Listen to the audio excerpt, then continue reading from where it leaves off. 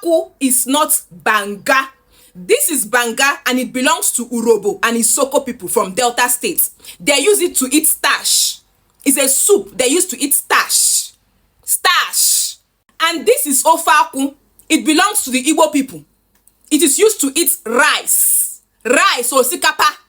I have tested banga and I have tested ofe akwu. They don't taste anything alike. They are very different. Very, very different.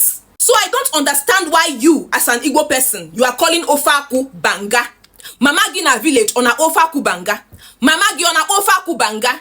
You will see an Igbo person living in Ebonyi, Enugu, Imo, Anambra, Abia states calling ofe akwu banga. Kembenka hubidor. Ofe akwu is not banga. Ofe akwu is not banga.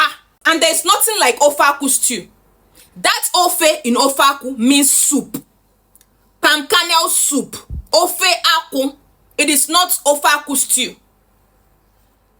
Ogini na-emedo unu.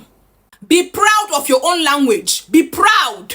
Igbo onye Igbo. Aghọtaghọm why our Igbo people, when they learn new word from another culture, they will abandon their own word and copy that other word that they have learnt. Are you not proud of your own language? Copy, copy.